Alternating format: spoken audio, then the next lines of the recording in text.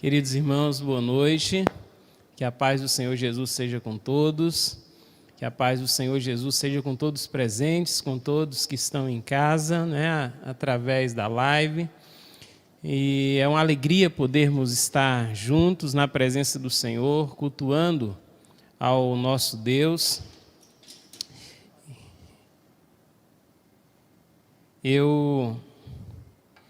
Quem estaria ministrando a palavra hoje à noite era o pastor Francisco Carlos, mas ele não passou muito bem essa semana, mas graças a Deus está bem. Nós estivemos conversando com ele hoje e ele está bem, e eu quero pedir aos irmãos, continue orando pela saúde do pastor Francisco Carlos, a pastora Liseni também, e de toda a família. E por isso, então, nós vamos estar ministrando a palavra do Senhor nessa noite.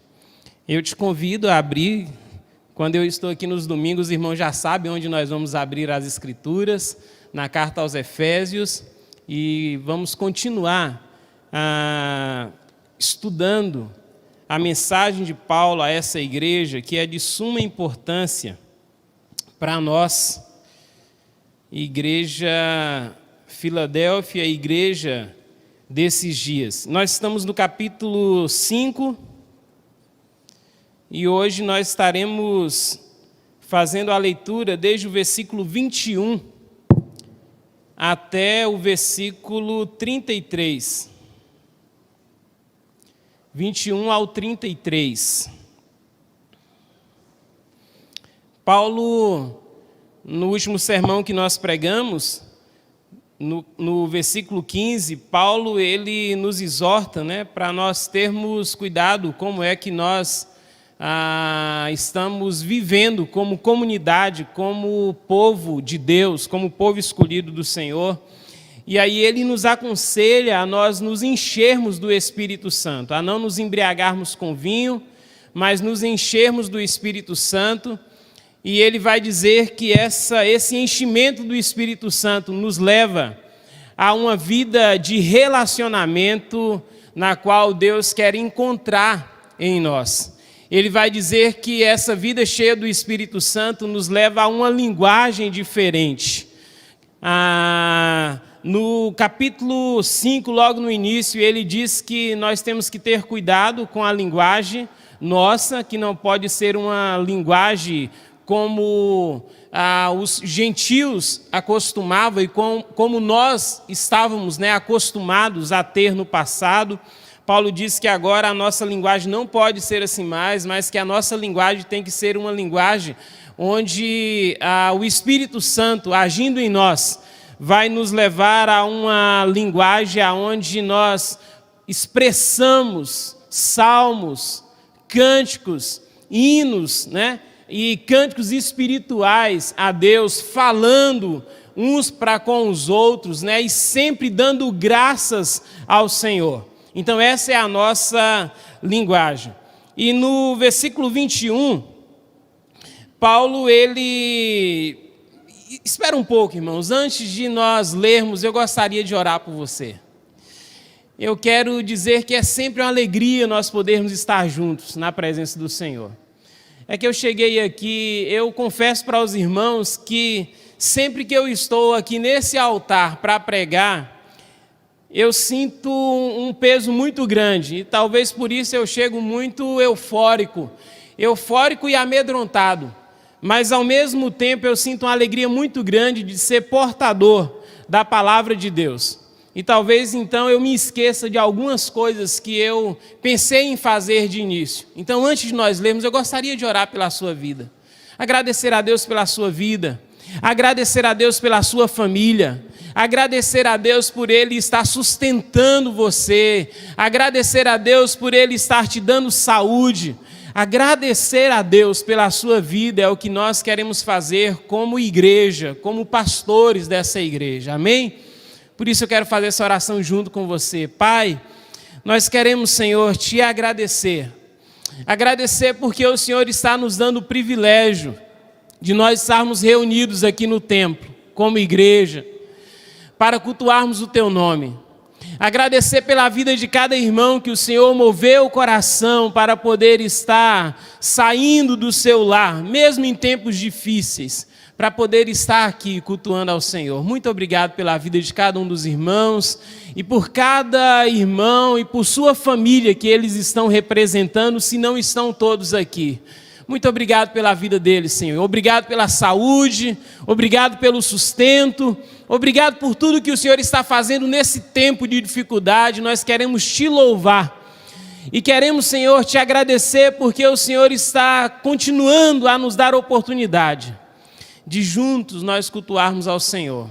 Te agradecemos por esses irmãos que estão aqui, te agradecemos por cada irmão que está em casa, no aconchego do seu lar, com a sua família. Nós te louvamos e te agradecemos por cada vida também que vai estar, ó Deus, assistindo e ouvindo essa mensagem. Muito obrigado, Senhor. Nós te louvamos porque reconhecemos que o Senhor é o Deus de amor e que o Senhor, ó Deus, nos ama com um amor que nos deixa constrangidos. Por isso, a Ti a glória, em nome de Jesus. Amém. Agora sim, 21 diz assim: sujeite-se uns aos outros por temor a Cristo.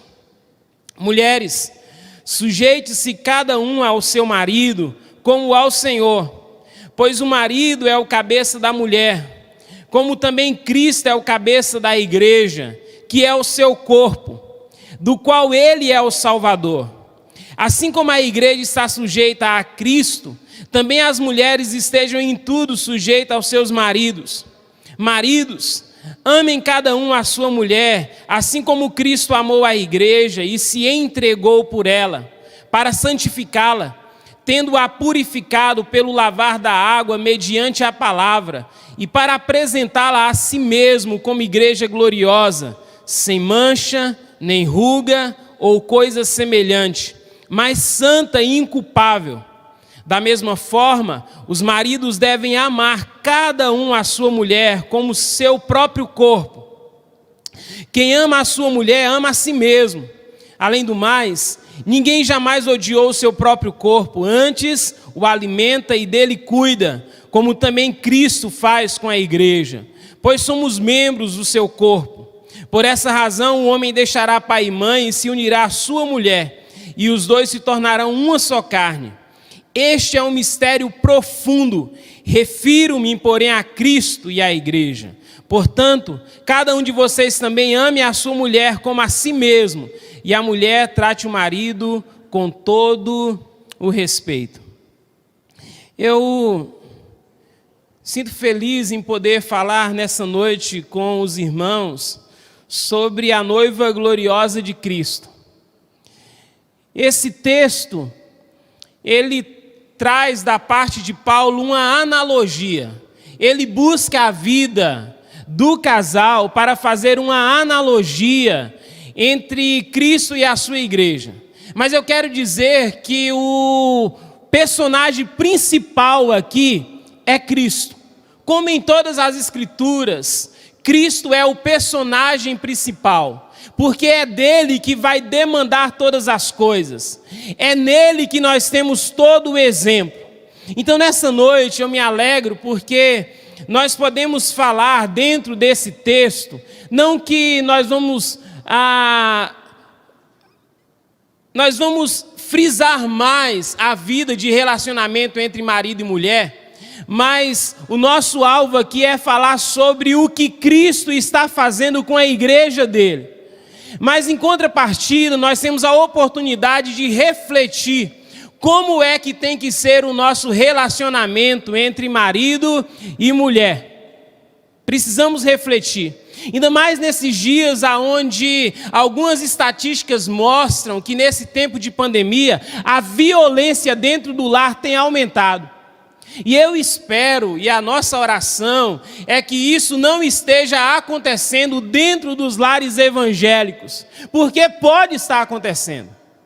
A nossa oração é que isso não esteja acontecendo, mas pode estar acontecendo. Então, nessa noite, nós temos orientação da parte de Deus de como é que nós podemos olhar para Cristo e do relacionamento dele com a sua noiva, que é a igreja, e tirarmos para a nossa vida de relacionamento entre marido e mulher os princípios para termos uma vida saudável e feliz. Mas o nosso alvo é olhar para Cristo. Jesus, o noivo amado, está cuidando de sua noiva para levar a si mesmo em um estado de glorificação. Guarda isso no seu coração. Deus está cuidando da noiva dele, em Cristo Jesus, que é o noivo, para nos levar, essa noiva que somos nós, a um estado de glorificação. Paulo procura nos mostrar isso em toda a carta aos Efésios. Primeiro ele diz que nós estamos assentados com Cristo nas regiões celestiais. Depois ele diz que o grande mistério que foi revelado nesse tempo é que através da igreja, Cristo está manifestando, Deus está manifestando a multiforme graça e sabedoria dele. O multicolorido dele, ele está manifestando através da igreja.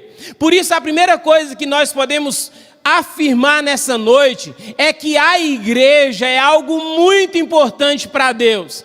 E se é algo muito importante para Deus, a igreja também tem que ser muito importante para as nossas vidas.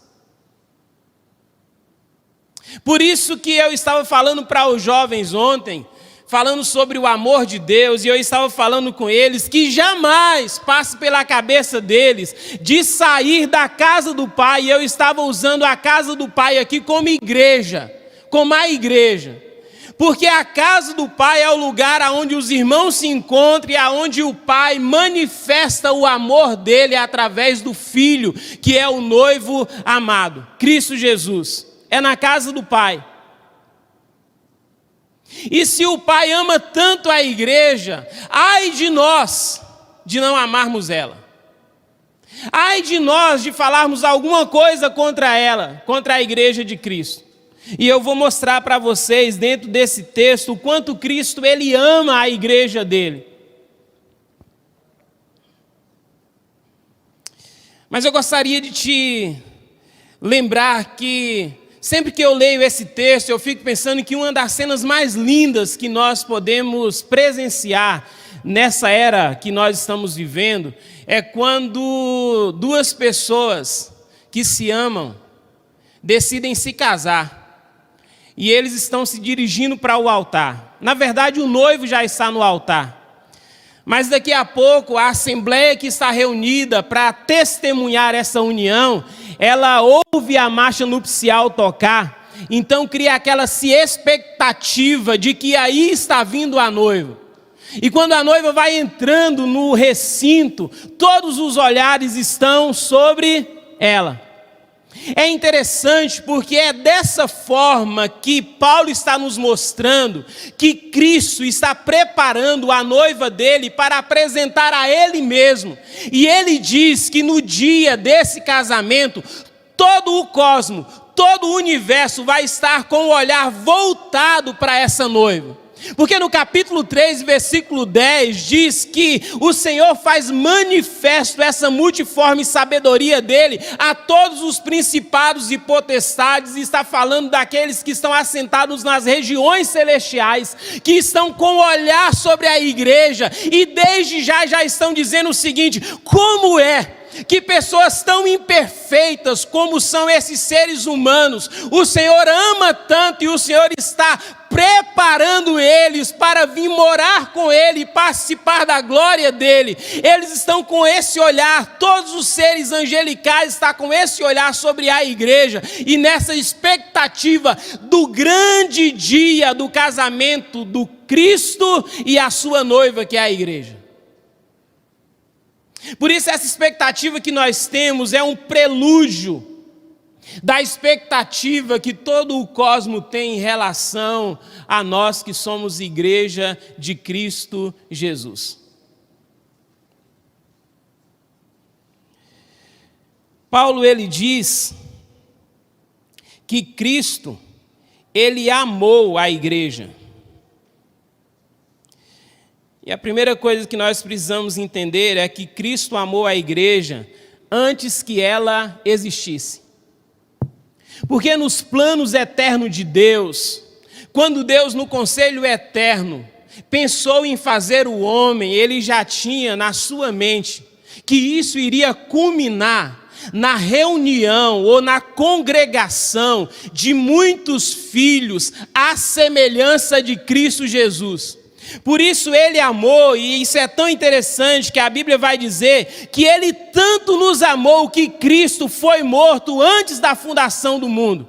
Antes que o mundo fosse criado, antes que existisse cada um de nós, Cristo já tinha sido morto, porque Deus amou a igreja e se entregou por ela. Ele amou antes da fundação, ele amou quando abriu mão da sua glória e veio a este mundo para assumir a forma humana e fazer parte da nossa natureza. Quando ele deixa a glória dele, quando ele deixa a companhia do Pai e ele vem a esse mundo, ele está dizendo para nós que ele está fazendo isso porque ele nos ama. E não somente ele nos ama, mas nas escritas de João ele vai dizer que Deus tanto nos amou. Ele usa esse tanto para expressar esse amor grande de Deus. Ele tanto nos amou que ele deu Cristo Jesus para que viesse a esse mundo e morresse no nosso lugar. O que é que isso fala ao seu coração? Faz o seu coração bater mais forte? Eu espero que sim. Eu espero que ao se sentir amado por Cristo, você possa sentir o seu coração bater mais forte e possa transbordar de amor por Ele também. Ele nos amou quando Ele se entregou na cruz, no nosso lugar. Quando Ele morreu em uma cruz, Ele estava dizendo para nós: eu estou fazendo isso, estou perdoando os pecados deles, porque eu os amo. Foi assim que Cristo nos amou. O amor de Cristo não é platônico. O amor de Cristo não é amor de palavras, mas o amor de Cristo é amor de ação. É amor que se dá e que se move e que vai ao encontro. E que vai ao encontro para resgatar aquele que já não tem mais amor, talvez por ninguém, mas que Cristo vai ao encontro e diz: eu te amo. É por isso que quando nós estamos lendo o Evangelho de João, no capítulo 4, diz o escritor logo no início que era necessário que Cristo passasse por Samaria. E por que era necessário ele passar por Samaria? Porque ali tinha uma mulher que ninguém queria saber dela, mas porque Cristo a amava, Cristo vai passar por Samaria e vai dar um tempo com ela, tempo do seu próprio almoço, tempo do seu próprio descanso, para conversar com ela e expressar o amor dele por ela, a ponto dela compreender esse amor e também se doar a ele agora em serviço ao reino dele. Esse é o amor de Cristo. Não é amor platônico. Por isso, quando nós pensamos em Cristo, no amor dele, nós precisamos pensar também que se ele é o nosso exemplo, dentro dos nossos relacionamentos, o que Paulo diz que nós temos que fazer é que nós temos que amar a nossa esposa, assim como Cristo amou a igreja. Por isso é que eu fiz questão de ler o 21, porque Paulo diz assim: sujeitai-vos uns aos outros. Sujeitai-vos uns aos outros por temor a Cristo. Porque quando a gente lê esse texto, a gente acaba batendo na tecla só que a mulher tem que ser submissa ao marido. E é verdade, é verdade.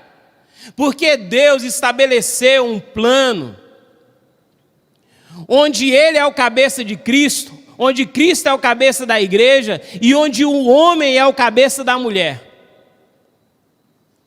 Isso fala de autoridade, isso fala de direcionamento. E eu sei que nos nossos dias, muitas das vezes, isso não é muito fácil de compreender. As pessoas, às vezes, compreendem isso dentro de um jogo de futebol, mas não compreendem isso dentro do casamento. Porque deixa eu te falar uma coisa, quando a gente vai falar isso a respeito da submissão que a mulher tem que ter ao marido, muitas mulheres dizem assim, mas nós somos iguais. E é verdade, são iguais, mas existem papéis diferentes. E existe uma autoridade que Deus dá para o homem, que é o cabeça do lar, de forma que ele venha direcionar esse lar. E algumas mulheres não compreendem, mas os torcedores de futebol compreendem. Porque deixam um jogador de futebol entrar dentro do campo e ele não dar ouvido ao técnico e fazer a coisa de qualquer jeito, que a torcida vai cair em cima dele e vai dizer, você não lembra que você tem uma autoridade sobre a sua vida? E que nós contratamos um técnico de futebol para que ele fosse o cabeça desse time e ele viesse direcionar as coisas para que as coisas acontecessem bem. Assim acontece dentro dos lares. Mas não deve ser uma submissão cega. Não deve ser uma submissão ao marido tirano. A submissão tem que ser a um marido que compreendeu que Cristo é o cabeça da vida dele. E que Cristo direciona a vida dele. E que por Cristo direcionar a vida dele, agora ele vai direcionar a casa dele, a esposa dele e os filhos dele, não de acordo com as vontades dele, mas ele vai direcionar de acordo com aquele que é o cabeça da vida dele, que é Cristo Jesus. E é por isso que ele agora então vai se submeter a Cristo e vai se submeter à esposa em amor. E o papel do marido é muito mais difícil. Porque o papel dele é de amar a esposa dele ao ponto de dar a sua própria vida pela esposa dele. Assim como Cristo amou a igreja e se entregou por ela. É assim que Cristo ama a noiva dele. Cristo ama a noiva dele a ponto de dar a sua própria vida por ela. É assim que os maridos precisam amar as suas esposas, e é assim que as suas esposas precisam se submeter aos seus maridos, porque é somente assim que uma família vai bem. É somente assim que uma família espelha o relacionamento de Cristo e a sua noiva.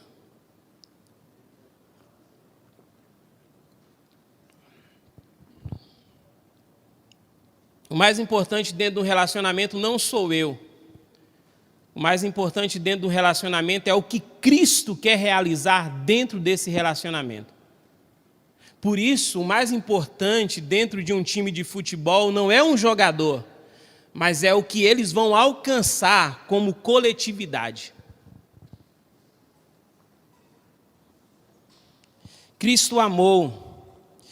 E é interessante que Cristo, ele ama e ele cuida da sua igreja. Cristo, ele cuida da igreja dele lavando os seus pecados, perdoando os seus pecados, derramando o seu sangue para perdoar os nossos pecados. E na semelhança do batismo, nos fazendo morrer para o homem velho e nos trazendo de volta agora para uma vida nova com Ele. Cristo, Ele cuida da igreja dele, quando Ele alimenta essa igreja através da palavra. E é por isso que o que mais nós precisamos como igreja, nos dias em que nós estamos vivendo, é de palavra de Deus. Não precisamos mais de movimento, não precisamos mais de uma série de coisas que a igreja tenta fazer para segurar as pessoas dentro dela. O que nós precisamos é que a palavra de Deus seja proclamada para que nós venhamos entender o que Deus quer de nós, para que nós venhamos viver para o louvor da glória dele, porque foi para isso que nós fomos criados. Nós fomos criados para o louvor da glória de Deus. Por isso nós precisamos que a palavra do Senhor nos ensine.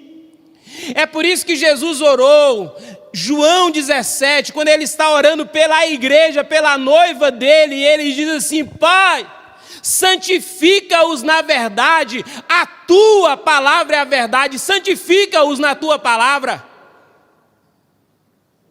Como é que Cristo está cuidando de nós quando Ele está cuidando das nossas vidas, nos ensinando a palavra dEle? E como é que Ele faz isso? Ele faz isso, se você quiser saber, basta você ler um pouquinho atrás da carta aos Efésios. É por isso que Ele dá evangelistas, é por isso que Ele dá profetas, é por isso que Ele dá pastores e mestres para poder ensinar a igreja e preparar essa igreja. Ele cuida dessa igreja quando Ele dá pessoas para servir essa igreja.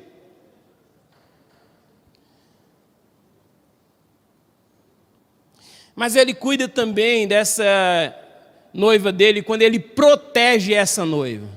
E eu acho fantástico quando Cristo ele encontra com Paulo no caminho de Damasco. Paulo está cheio de ira. Paulo já matou Estevão.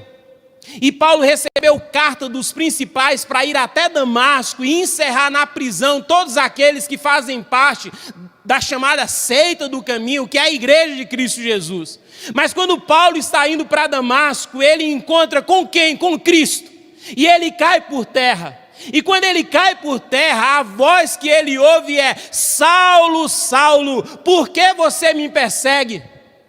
E Saulo poderia dizer assim: mas eu não estou perseguindo o Senhor, eu estou perseguindo a seita do caminho. E Cristo iria dizer para ele: pois é, essa é a minha noiva que você está perseguindo. Por que você está me perseguindo? Cristo cuida da noiva de uma forma tão especial, que aqueles que se opõem à noiva estão se opondo ao próprio Cristo. E um marido que ama a sua esposa, ai daquele que tocar na esposa dele de forma indevida, vai caçar confusão com ele. É assim que Cristo ama a igreja. Cristo cuida da igreja fazendo aquilo que Adão não fez lá no Jardim do Éden. Porque no Jardim do Éden, quando Adão deveria estar cuidando da esposa, parece que ele não estava muito antenado no inimigo que chegou e levou Eva a duvidar da palavra de Deus. Estava tão desapercebido que ele deixou a esposa dele de qualquer jeito, e ela chega para ele, dá o fruto e ele come também, e os dois pecam contra Deus. Mas Cristo não.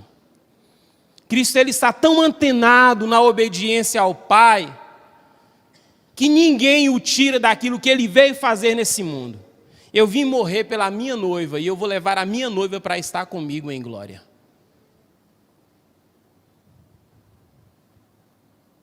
Ele cuida da igreja quando ele está purificando essa igreja e retirando dela toda mancha, toda ruga. Tudo aquilo que é defeituoso nessa igreja, pode ter certeza que Cristo ele vai retirar. É claro que hoje a gente olha para nós que somos a igreja visível e a gente diz assim, há tantas imperfeições. E eu estava falando para os jovens ontem e eu disse assim: não tenha medo de convidar os seus amigos para vir para a casa do Pai. E quando eles perguntarem assim, o que tem lá na casa do Pai, vocês dizem: lá tem tudo que você precisa. O que tem lá? Me fala. Lá tem alimento, porque o Senhor nos alimenta com a palavra dEle e muito mais, Ele supre as nossas necessidades. O Senhor é o bom pastor que nos leva a águas tranquilas e a pastos verdejantes. Mas não tenha medo de dizer também para os seus amigos: vamos para a casa do Pai, porque lá na casa do Pai tem muitos irmãos te esperando. E eu disse: não tenha medo quando eles disserem, mas lá tem muitas pessoas que eu não quero ser como elas, porque elas são religiosas e não fazem aquilo que Deus quer. E eu disse para eles: falam com eles, é verdade, não seja como elas são mesmo não, mas seja como aquelas que estão se esforçando para ser semelhante ao Filho que é Cristo Jesus. Tem muitos irmãos querendo partilhar dessa fé com você. Vamos para a casa do Pai. É uma igreja imperfeita agora, mas Cristo está trabalhando conosco, e Ele está tirando toda mancha, toda ruga, tudo aquilo que o pecado fez questão de impregnar na nossa vida e manchar a imagem e semelhança de Deus em nós. Cristo está trabalhando em nós e Ele está retirando tudo que há deficiência na sua vida. Paulo diz que se você estiver em Cristo, pode ter certeza que Ele vai purificar a sua vida. E o dia que o seu corpo for transformado em um corpo glorioso, você nem lembrará mais de todas essas imperfeições, porque você vai ser perfeito, assim como o Filho é perfeito, assim como Cristo é perfeito. É por isso que Ele está removendo todas as manchas, todas as rugas, porque Ele está nos levando para apresentar a si mesmo como igreja gloriosa. E quando Ele fala de igreja gloriosa, Ele está falando de uma igreja que participa da mesma natureza que Ele tem, uma natureza de glória. Cristo está preparando a igreja dele. Ele está cuidando da igreja dele. E ninguém vai apresentar a igreja a ele, é ele próprio que a apresenta. Porque nos casamentos o pai vem com a noiva, mas para Cristo ele próprio apresenta a ele mesmo. Porque foi ele que cuidou e ninguém tem condições de cuidar como ele cuida. E ele vai apresentar essa igreja a si mesmo, igreja gloriosa. E ele então vai apresentar a todo o universo e dizer: vocês lembram como ela era? Agora eu quero que vocês vejam como ela é. Eu apresento para vocês a minha noiva, sem mancha, sem ruga, perfeita, simétrica, linda.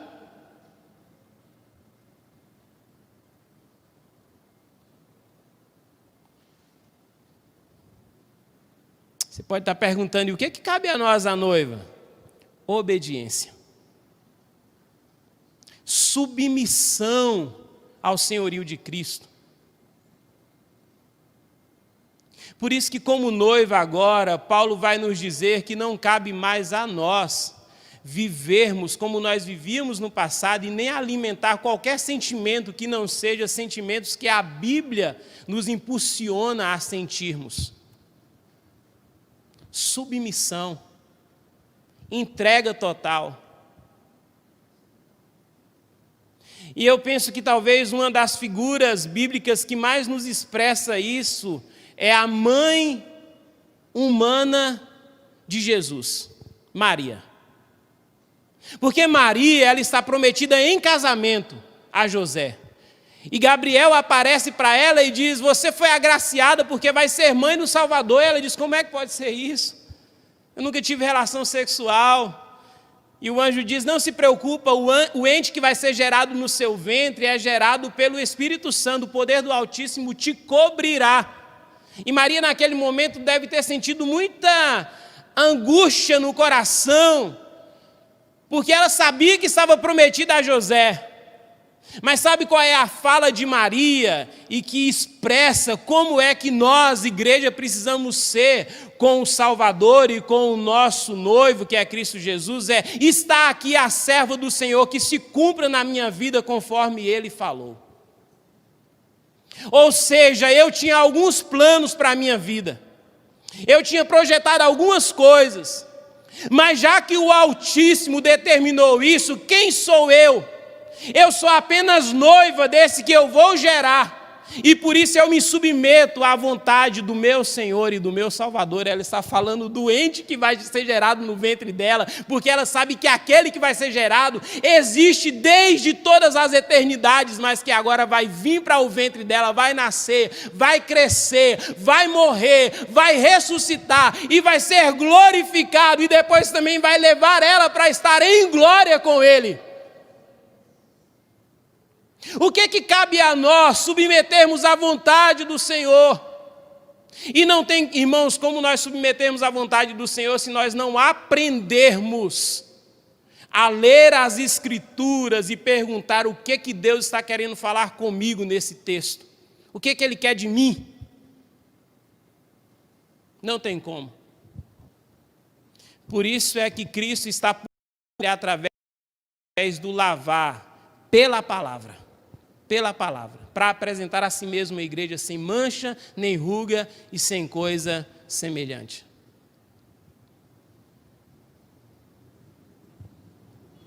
O que depender de Cristo, Ele fez e está fazendo.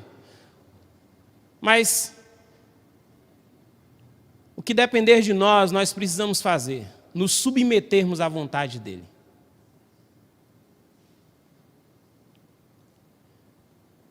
Pensando nos casais, se o seu esposo é um marido que te ama, então não tenha medo de submeter a ele. Porque tudo que ele está querendo te direcionar é por amor a você, então se submeta a ele. Cuida dele, cuida daquilo que ele recebeu de Deus para cuidar. Ame-o também. Mas se o seu esposo, ele ainda não compreende que ele tem um cabeça que é Cristo, ore por ele para que ele tenha um encontro com Cristo Jesus e conheça Cristo e passe a viver de acordo com a vontade de Cristo. Para que o seu lar seja uma bênção e para que Cristo continue a trabalhar na sua vida.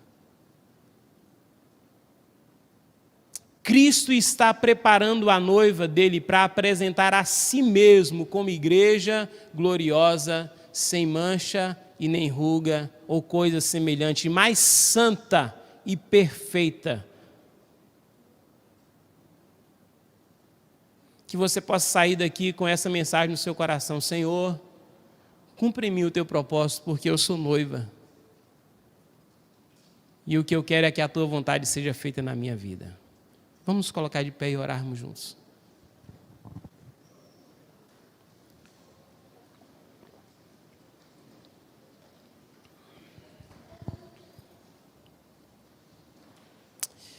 Senhor, nós queremos te agradecer porque o Senhor tanto nos amou e nos ama.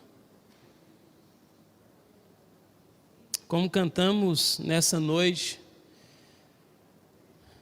nós ecoamos a nossa voz com o Espírito Santo e dizemos: Maranata, vem, Senhor Jesus, porque é o que mais nós desejamos, é esse encontro do grande casamento, das bodas no céu com o Senhor. Mas até chegar esse dia, Senhor, continua a remover todas essas rugas e manchas que existem na nossa vida. Continue a trabalhar em nós através da Tua palavra e que o nosso coração possa ser um coração como o de Maria, um coração que submete e diz para o Senhor que se faça a Tua vontade, porque eu sou a serva do Senhor, eu sou a noiva do Senhor, eu me submeto ao Senhor. Não deixe que o nosso orgulho nos impeça de viver uma vida que Te glorifique, mas nos ajuda cada dia mais a vivermos conforme a Tua vontade. Porque nós sabemos que a vontade do Senhor é boa para a nossa vida. E nós sabemos que a vontade do Senhor nos leva à glorificação. E nós sabemos que a vontade do Senhor nos leva a partilharmos da vida de noivo e noiva por toda a eternidade com o Senhor. Ajuda-nos. Nesses dias tão difíceis, nos faça entender isso. E também nos ajuda, Senhor, a sermos bons esposos que amam as nossas esposas. E também nos ajuda as mulheres a serem mulheres que se submetam aos seus esposos com toda a dedicação, porque sabe que eles são direcionados pelo Senhor, que é o cabeça da vida deles. Abençoa a Tua igreja, porque nós queremos ver, Senhor, famílias fortalecidas pela Tua palavra. Nós oramos e Te agradecemos, Senhor. E Te pedimos também que o Senhor, nessa noite, possa encontrar aqueles que estão doentes, aqueles que estão, Senhor, desanimados, que o Senhor possa encontrar. Que o Senhor possa encontrar aqueles que perderam Cristo de vista e que possa trazer de volta ao Teu aprisco.